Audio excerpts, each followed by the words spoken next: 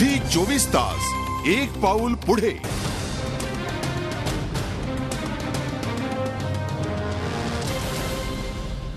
आमने सामने याच्यामध्ये आपण पाहतात अंजली दमानिया आणि एकनाथ खडसे पहिल्यांदाच मराठी चॅनलवर एकमेकांवरच्या आरोपांच्या प्रत्यारोपांच्या फैरी घेऊन आपल्या समोर आले आहेत. या आधीच्या 5 सेगमेंटमध्ये त्यांनी एकमेकांवर केलेले आरोप, दिलेली उत्तर आणि त्याहीपेक्षा उपस्थित केलेल्या शंका या सगळ्यांचा पर्दाफाश लोकांसमोर झालेल्या अनेक ब्रेकिंग आणि एक्सक्लुझिव्ह न्यूज या क्षणाला जनरेट होत आहेत. या शेवटच्या सेगमेंटमध्ये मात्र मला अतिशय पॉझिटिव्ह आणि कन्स्ट्रक्टिव्ह चर्चा करायची आहे. मला तुम्ही सांगा, या पुढची भारतीय जनता पक्षाची अंजली दमानिया यांच्या बाबतीतली पुढची कृती आणि स्टेप काय असणार आहे? नेमक्या अंजली दमानिया हे आमच्या समोर नाही आहे. एक व्यक्ती म्हणून कधी आम्हाला त्याच्याची इंटरेस्ट नाही आहे. परंतु आक्षेप जे आलेले आहेत ते गंभीर स्वरूपाचे आक्षेप आहेत. त्या आक्षेपामध्ये किती तथ्य आहे, किती हे आहे ते समोर आलं पाहिजे असा आमचा आग्रह असतो. कोणतेही आरोप करत असताना त्याचे पुरावे असले, सबळ असलं तर त्यामधनं काहीतरी निर्माण होतं. आणि म्हणून यामुळे महिलांची प्रतिमा मलिन होते. आम्हाला असं वाटतं या संदर्भामध्ये, आणि मला तर नेहमीच शंका या संदर्भामधली येते की अगदी ज्यावेळेस केजरीवाल दिसले ह्यांच्याबरोबर त्यावेळेस एक शंका माझ्या मनात आली. काय शंका आली? की अण्णा हजारेंना केजरीवालांच्या बरोबर जाऊ नये यासाठी गडकरी जबाबदार आहेत असं केजरीवालांना वाटतं. अतिशय महत्वाचा खुलासा आता एकनाथ खडसे करतायत की अण्णांनी केजरीवाल यांच्या बरोबर जाऊ नये असा सल्ला गडकरींनी अण्णांना दिला होता असं केजरीवालांना वाटतंय. पुढे वाटतं असं एक हे आहे. आणि त्यामुळे यामागे कदाचित ही यंत्रणा तर नसेल ना असे शंका यायला आमच्या मनामध्ये एक जागा आहे. दूध का दूध पाणी का पाणी झालं पाहिजे. एक तुम्हाला सांगतो की या सगळ्या व्यवस्थांच्या संदर्भामध्ये भारतीय जनता पार्टी म्हणून आम्ही सातत्याने प्रहार केलेले आहे. आणि यापुढेही या संदर्भामधलं जे काही असेल, जे काही चुकीचं असेल, जो काही गैरव्यवहार असेल त्याच्यावर कठोर प्रहार करण्याची भूमिका आमची राहील. म्हणजे यापुढे सिंचनाचे येणारे किंवा आणखीन कुठलेही घोटाळे असतील ते शेवटपर्यंत नेण्यासाठी भारतीय जनता पक्ष कटिबद्ध आहे.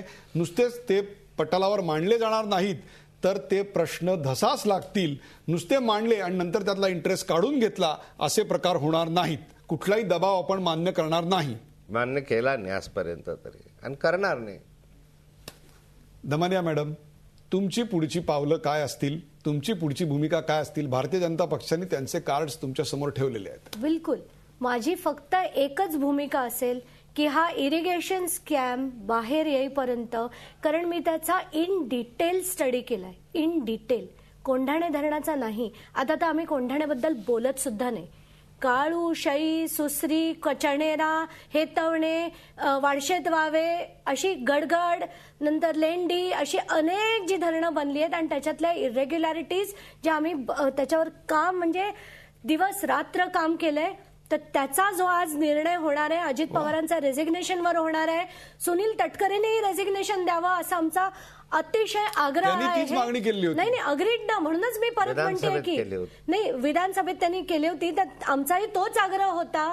चला, एका बाबतीत तरी तुमचं एकमत होतंय. 100% आहे, 100% आहे. पण आत्ताच मला एक दुसरी न्यूज जी त्यांनी दिली की गडकरींना असं वाटतं की अण्णांनी केजरीवाल बरोबर जाऊ नये. मला असं वाटतं. अच्छा, ओके. नाही म्हणजे दिसल्यानंतर मला एक शंका आली असं सांगितलं मी त्यांना की केजरीवाल तुमच्याबरोबर दिसला. मला एक असं वाटलं संडेला प्रेस कॉन्फरन्स होणार होती इरिगेशनवर. अचानकपणे आलेल्या या रेझिग्नेशनमुळे मी त्यांना रिक्वेस्ट केली होती की संडेच्या ऐवजी आपण ती त्या दिवशी करूया. म्हणून हा सगळं झालं आणि त्यात ते बोलण्यात निघालं आणि आज आपण इकडे आहोत. मी तुम्हाला एक पुढच्या पावलाविषयीचा एक प्रश्न विचारतो जो असंख्य लोक जे हा कार्यक्रम आता महाराष्ट्रात बघतायत त्यांच्या मनात आहे. मला एकदा ठामपणे सांगा, तुम्हाला निवडणुकीला 2014च्या उभं राहण्यात रस आहे आणि त्याकरता हा सगळा खटाटोप आहे? मला मी कधी असा विचार पण केला नाही. तुम्ही निवडणुकीत उभं राहण्यासाठी अजिबात उत्सुक नाही. माझा फक्त एकच हे म्हणणं आहे, इंटलेक्च्युअल लोक म्हणजे brains in a particular field should rule my country, should be a part of the politics in my country and not अशिक्षित लोक. एवढं फक्त मला वाटतं आणि मी तेवढंच काम करणार आहे. पण मॅडम, ज्या लोकांना आता तुमच्याकडून टार्गेट केलं जातंय असं समोर येत आहे ते सगळे सुशिक्षित आहेत, तरी सुद्धा आपण आपला स्टान्स, आपण आपली भूमिका कायम ठेवताय? मग ते चार्टर्ड अकाउंटंट असलेले किरीट सोमय्या असतील, डबल ग्रॅज्युएट असलेले देवेंद्र फडणवीस मी असतील, त्यांना टार्गेट कधी केलंच नाहीये. मी कोणाला, तुम्ही मला सांगा ना. नितीन भाऊ असतील. नाही, तर ते काय आहेत सांगा ना. ते सोडा, आपले जे मंत्री आहेत कोण आहेत ते मला सांगा ना.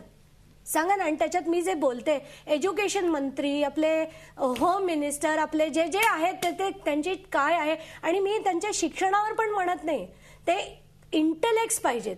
आणि जे मला फक्त वाटतं, व्यवस्था परिवर्तन व्हायला पाहिजे.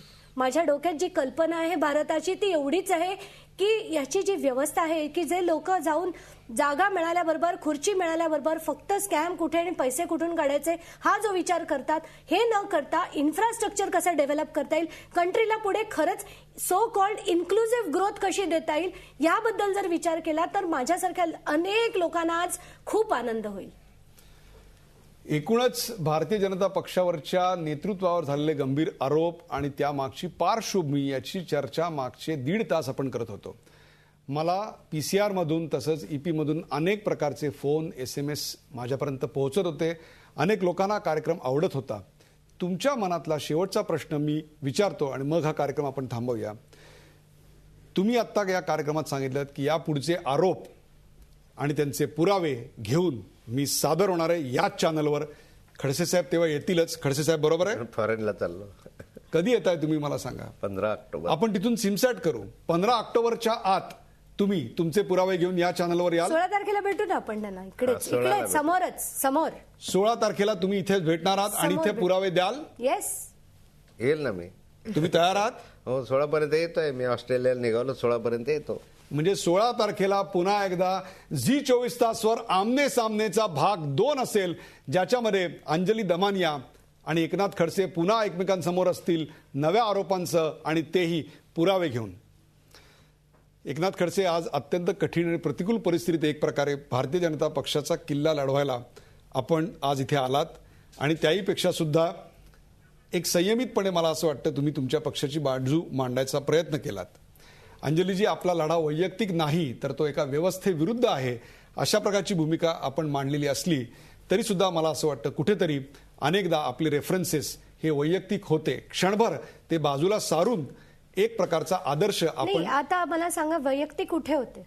गडकरींवर काही आरोप तुम्ही अतिशय वैयक्तिक स्वरूपाचे केलेत. कसे वैयक्तिक होते ते तुम्हाला भेटले, ते नाही भेटले, त्यांनी भेटले आणि हे बोलले, यात मी त्यांच्यावर वैयक्तिक आरोप काय केला? ते खोटं बोललेत किंवा तुम्ही मागच्या मुलाखतीत काल म्हणतात की ते मला कधी भेटलेच नाहीत, हे ऍब्सल्यूट खोटं आहे. ते जे आणि वैयक्तिक आरोप ह्याला म्हणतात. मी केलेले वैयक्तिक आरोप नव्हते. आपण पाहताय महाराष्ट्राच्या राजकारणात आणि त्याहीपेक्षा देशाच्या राजकारणात रंगलेला प्रचंड मोठा सामना. भारतीय जनता पक्षाच्या नेतृत्वावर झालेले आरोप आणि त्या नेतृत्वानी आज पहिल्यांदा दिलेलं या आरोपांचं प्रत्युत्तर आमने सामने या कार्यक्रमात ते आपल्या समोर आले. आणि त्याहीपेक्षा सुद्धा पुढचा आमने सामने केव्हा होणार आहे त्याची तारीख दमानिया मॅडमनी या चॅनल समोर तुमच्या सगळ्यांच्या समोर जाहीर केलेली आहे. ती म्हणजे 16 तारखेला एकनाथ खडसे सुद्धा इथे असतील आणि त्याच्या आधी महाराष्ट्राच्या राजकारणात बऱ्याच गोष्टी घडणार आहेत. त्या बऱ्याच गोष्टी सुद्धा आम्ही तुमच्यापर्यंत घेऊन येऊ. परंतु आज मला इथे थांबायचं आहे. आमने सामनेच्या 6 सेगमेंटमध्ये प्रचंड मोठ्या ब्रेकिंग आणि एक्सक्लुझिव्ह स्टोरीज आणि त्याहीपेक्षा आरोपांच्या मागे असलेले अनेक गोष्टी आपल्या समोर आलेल्या आहेत. त्या गोष्टी घेऊनच आपण पुढच्या काळात दुसऱ्या सामन्याला तयार राहणार आहोत. धन्यवाद. आज आपण दोघं इथे आलात आणि आमच्या प्रेक्षकांशी मनमुराद एकमेकांवर जी चर्चा केलीत आणि त्याहीपेक्षा सुद्धा आरोपांना जी उत्तरं दिलीत त्याबद्दल झी24 तासच्या प्रेक्षकांतर्फे आपले आभार. धन्यवाद. थँक्यू. चला.